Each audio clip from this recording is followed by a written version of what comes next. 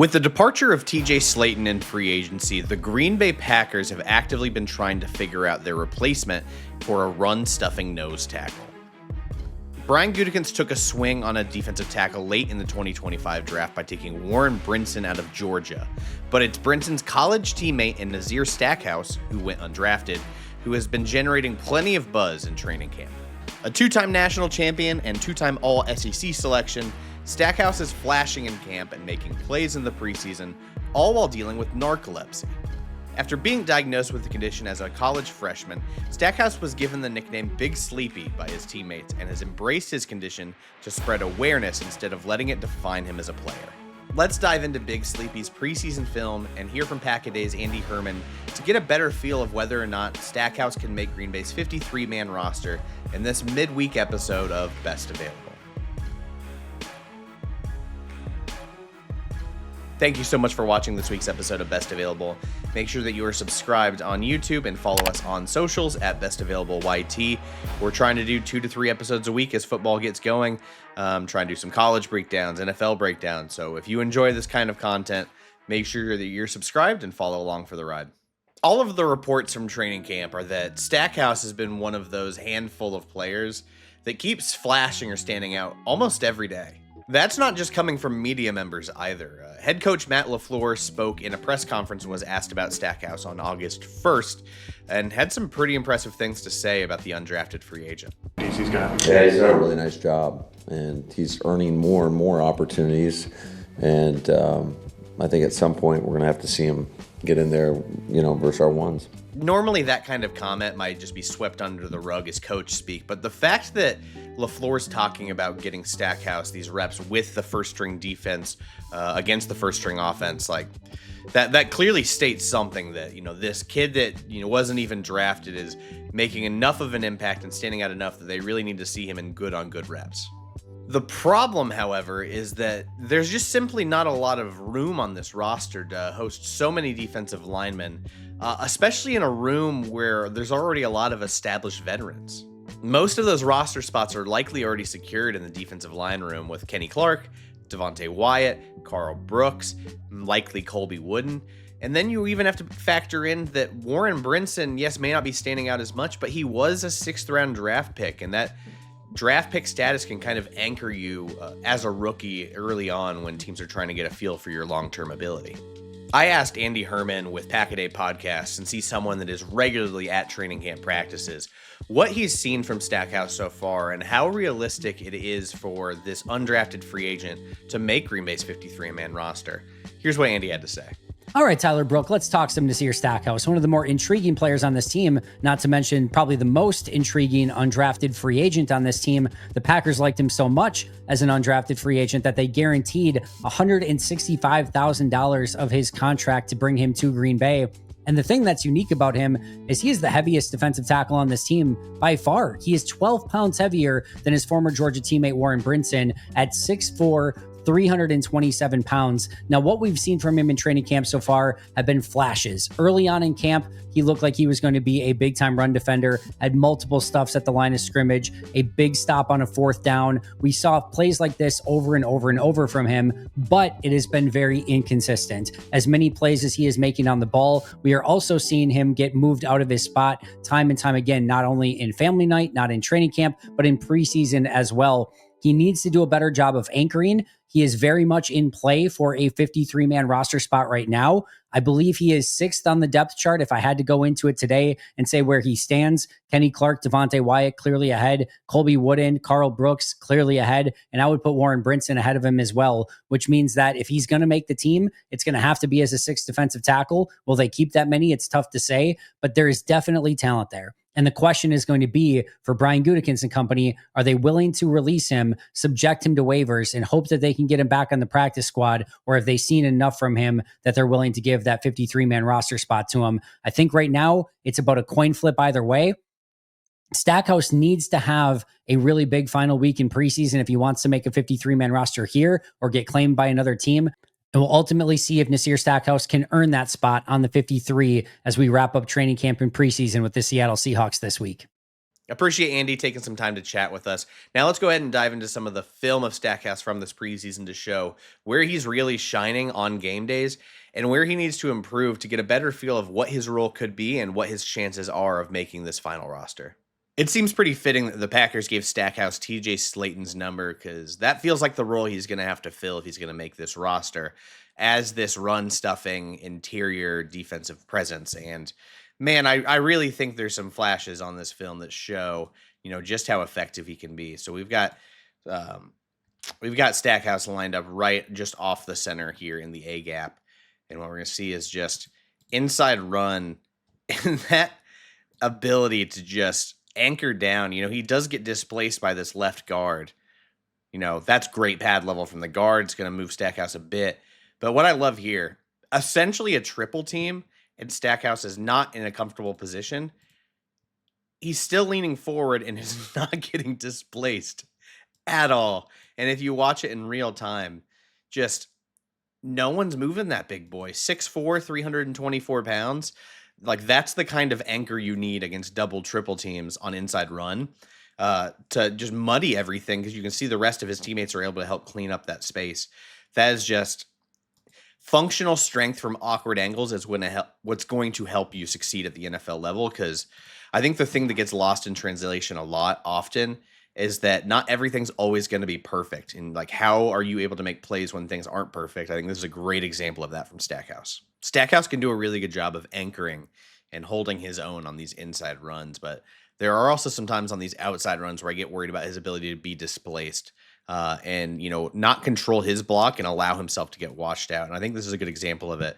We had a motion of these two tight ends over to this side. So, you might be thinking run this way, but the Jets decided to run, weak side stretch, basically, to create a rushing lane. You can just see Stackhouse right here. The left guard is just going to easily displace him and open up this rushing lane. You can see Stackhouse's shoulders are no longer square to the line. He's trying to follow. He's just getting washed down by this guard, and it's allowing this wide open rushing lane. And that's the kind of reps that he needs to clean up. Like, control your block, even on outside runs. Control your gap. Stop letting them wash you down, because this is what can happen when you get easily washed. It's a really easy read for the running back to just see, oh, you're just getting taken for a ride. I'm going to go right behind that guard and get a sizable gain. I think this is one of Stackhouse's biggest issues that is hurting him so far. Got to clean it up. I think I saw some flashes in the Indy game where he is actively working on it. So I love seeing that, because this stuff can't happen or a defense will get gashed all day. This is a straight up outstanding play from Stackhouse, who's again right over the center. Fourth down for the Jets, facing 4th and 1, just going for short. And the chaos that Stackhouse creates in the middle of that defense to just make everything messy. We can see trying to almost combo block here. And he's just splitting it, getting through. He's forcing Allen to cut back. And by the time he's trying to change course, there's just a bunch of Packers in the way, and nothing's going to happen. This is the kind of stuff Stackhouse needs to keep producing on film to make this roster, because again, when I think of that TJ Slayton role or something that he could potentially fill, this is the kind of stuff that's going to help you make the roster. Every team, even if they want to play more finesse, lighter bodies, things like that, they're just short yarded situations. You need beef up front, and the Packers have notoriously not had a lot of size on their defensive line. So a guy like this that can, make plays like this, can provide very real value. Not much of a play being made here by Stackhouse. He's on this side of the center this time. But it's a good example of just the strength that Stackhouse has in his upper body to shed guys off. Because if you're watching here, just his ability to kind of toss this lineman to the side on this double team. I don't think he's getting washed out as easily on this concept, but I just appreciate that he needs more violent hands, and this is an example of I'm functionally strong enough in my upper body to disengage with guys. The hands just have to be faster more consistently, and I can tell in the second preseason game he was working on that because he has the strength. It's more of just that working on technique. Get those hands more violent, explosive. If you can disengage faster for a guy like Stackhouse, because he has some athletic limitations. I don't think he's the longest guy, so he's going to struggle wrapping up ball carriers while engaged with a blocker. So if you can work on more active hands to disengage more easily, it's going to help you, because clearly here, he's controlling that right guard pretty well, as far as, upper body, hands are in the right spot. We're looking at this guy, just kind of mauls him. If there's not a double team here, he's actively controlling that. Now we got to work on that second part of things, which is getting off that block more effectively, quicker, more violently, because again, I think the ability's there. Here's an example of Stackhouse just needing to be more ready right out of the gate, be more explosive and control his gap right out of the snap. Especially when you're over the center, you can literally see the ball being snapped. You don't want to be a tick late, especially on these reach blocks, where you're going to see Bortolini here does a nice job of reaching and sealing this off. By stealing off Stackhouse, it allows Nelson to climb here, and we're going to have a natural rushing lane. And I won't lie, what I appreciate from Stackhouse here, yes, you can see he's immediately getting beat off the snap. He does try fighting through it to get to Jonathan Taylor, like right here, but he's just not long enough for that to be effective. You need to be able to control this snap. You can see how late he is off the ball. Like, he's still getting out of his stance.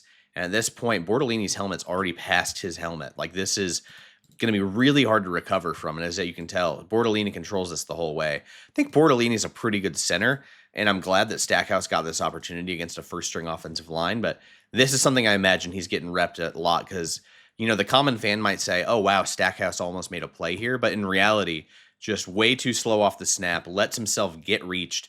And, even if he was longer or more athletic, like, this is a really hard play against an all-pro running back. So that's just an example of being disciplined. I don't know what Isaiah Simmons is doing here. I could do a whole video about how poorly he's played in the preseason, but he's just kind of almost waiting to be blocked here. So it's just a disaster on both fronts, and it just leads to this big rushing lane. We talked in the last game about functional strength and being able to anchor down from awkward angles. I don't know if it gets more awkward than this, whatever this stance is, but look at how he is just absolutely not getting moved from here. And again, these are the things that for Stackhouse to me that like blow me away. That kind of functional strength from awkward angles. And again, like, he is completely falling over. Everyone else is kind of like getting moved. It's actually a pretty nice rep from, I believe that's Brinson. Is that 91? Yeah, it's Brinson as well.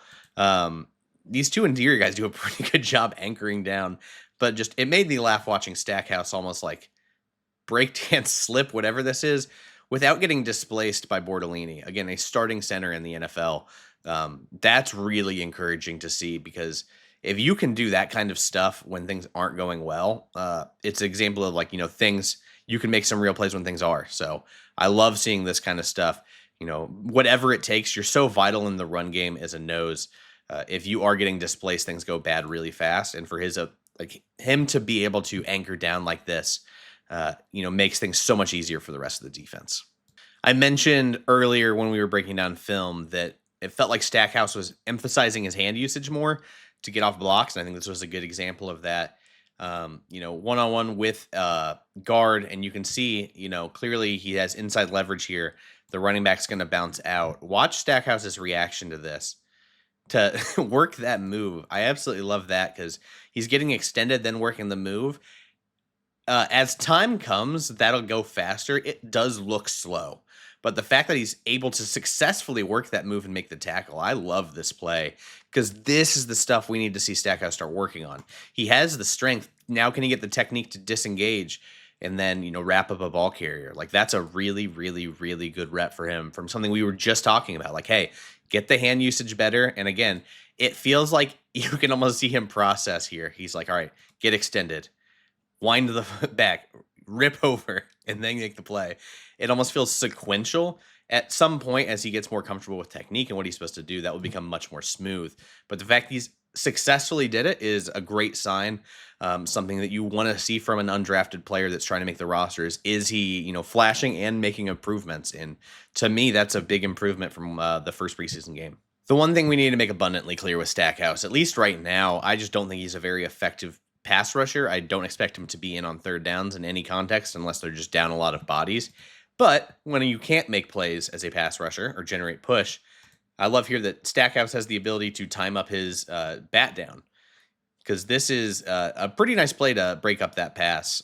I think Riley Leonard is, not to discount what he did at Notre Dame, but he is not an NFL quarterback, stares down this receiver the whole way. But I do appreciate Stackhouse. Like, hey, I'm not going to, generate any kind of real pressure here. Let me get my hands up. He makes a nice play on the ball. Love to see that. If you're not going to provide value as a pass rusher, you got to figure out some ways to, control your gap as a pocket pusher and then, bat down passes like that. Last play we have from this game. I appreciate that Stackhouse got so many reps in the preseason so far so that we have some legitimate film to look at. But this is just another example of like the kind of player we're dealing with. Sorry, I'll make sure I circle Stackhouse here for you. Number 93.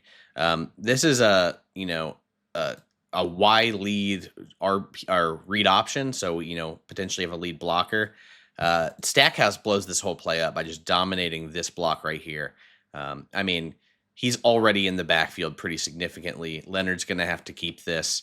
And it's just a mess from the beginning. Stackhouse just makes this so hard to read, muddies everything because he's driving that guard, 2, 3, 4 yards into the backfield, making this an impossible situation for him. And it's another example of just, when Stackhouse is on and that strength's working for him, he can just dominate. And I can understand why he's been flashing so much in practice because against some of these, because at this point in the game, he's dealing with, second, third, fourth string offensive linemen. He can just absolutely dominate them. And I think it's one of those reasons why the Packers are hoping to see more of him against, top tier competition like they saw earlier in this game against the Colts. But overall, was impressed with, how much he looked to be working on his technique and improvement in this second game against Indy. The Packers still have one more preseason game for Stackhouse to try and prove himself. But I won't lie, I think this guy does deserve a spot on the 53-man roster. I don't know if he's fully ready to play yet. I think there's certain situations in these short yardage situations where he can go out there. But the fact that he's shining so much in training camp, the Packers just don't really have a big body like this on the roster. And just the fact that I'm already seeing some improvement just over 2 games. I want to see a guy like that make the roster as an undrafted player. Like he had legitimate success at a top tier college program. And there's just a role that he can play that no one else on Green Bay's 90-man roster can. So my verdict is yes, I think he'll make it. We'll see what the Packers decide to do. Maybe he's a practice squad candidate. Who knows? But I imagine the risk of putting him on the practice squad is a little dangerous with how he's played. Because there are teams that want that kind of run stuffing nose tackle on their 53-man roster. So that's going to do it for this week's episode of Best Available. Thank you for watching. We'll be back later this week with a college breakdown on, believe it's going to be Arizona State wide receiver Jordan Tyson. Really excited to break that one down. But until then, we'll see you later. Thank you for watching. Best Available.